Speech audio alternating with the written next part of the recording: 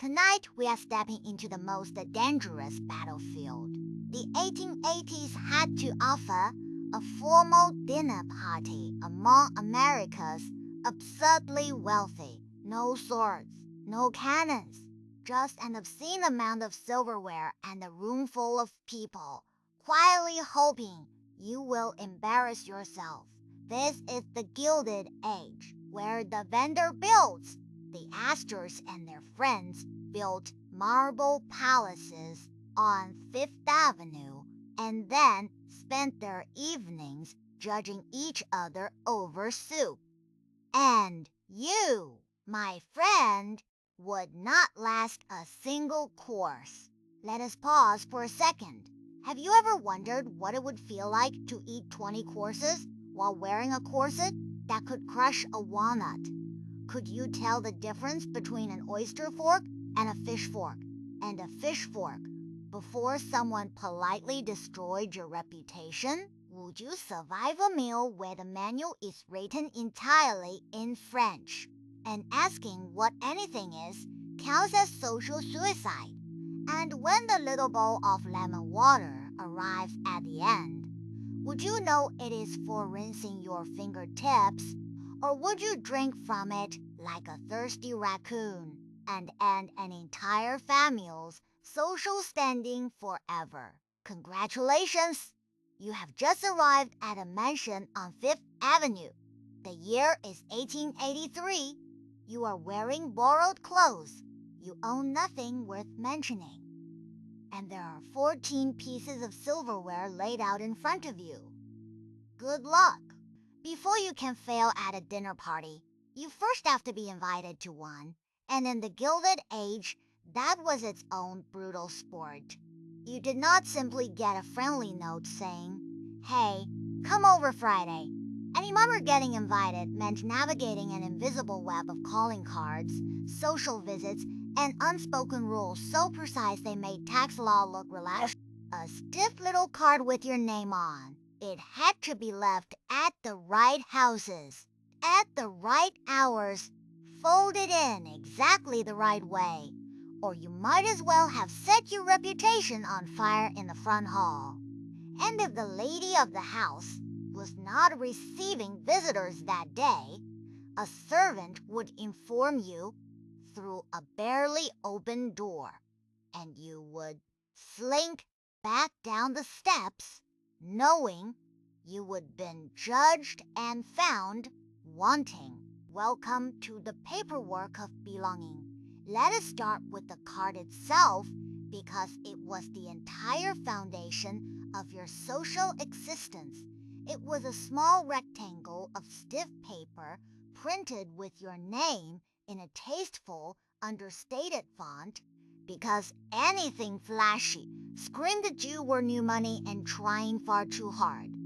You carried a supply of these cards everywhere, tucked into a special little case, and you deployed them like a general moving troops across a map. When you called on a household, you did not necessarily expect to be let inside. Often, the entire point was simply to hand your card to the servant at the door, proving you had made the effort, and then leave. It was social homework, and everyone was grading everyone else. Now, timing was everything.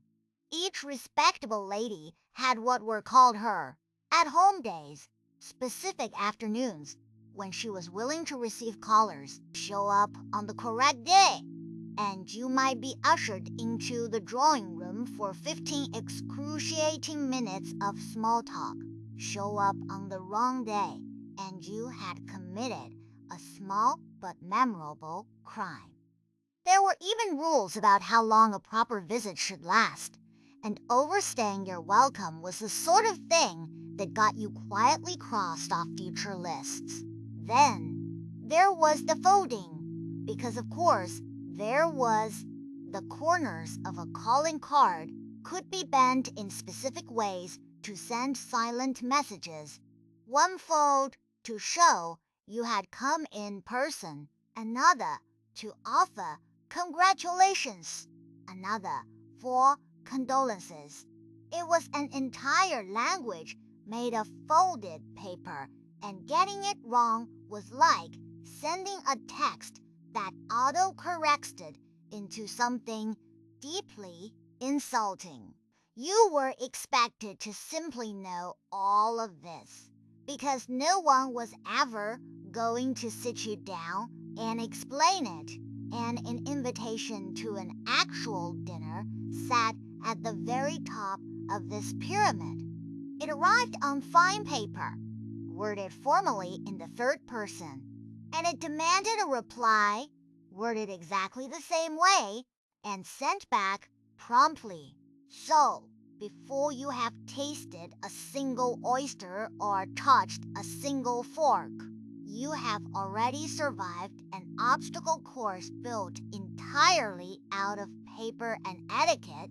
You navigated the cards, the folds, the at-home days, and the formal reply, all for the privilege of walking into a mansion where you will spend the next several hours quietly terrified.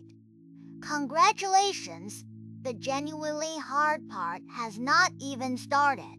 So, somehow you got the invitation. Congratulations. Now you have to get dressed, and this is where the real suffering begins. Gilded Age, formal wear was not clothing so much as it was upholstery for the human body. If you were a man, that meant white tie, a stiff collar that sawed gently at your throat all evening, a starched shirt front hard enough to deflect a fork, and tails you were absolutely not allowed to sit on comfortably. Let us start with the gentlemen, since their torture was at least a little simpler. White tie was the rigid uniform with almost no room for personality. A black tailcoat, black trousers, a white waistcoat, a white bow tie. You almost certainly could not tie yourself. And a shirt with a bosom so heavily starched it could stand up on its own in the corner. The collar was the real villain. A tall, stiff band of starched linen that gripped your neck and forced your chin permanently upward into an expression of mild, aristocratic disdain. You could not slouch. You could not turn your head quickly. You essentially became a very well-dressed lamp post for the ladies. Dressing was less an act and more a full military campaign, requiring reinforcements. First came the corset, laced by a maid, pulling with the grim determination of someone trying to start a stubborn lawnmower, cinching your waist to a fashionable and frankly alarming smallness. On top of that went layers of petticoats, then the gown itself, a heavy architectural creation of silk and satin, often with a train that trailed behind you. Like a very expensive tail you had to learn to steer.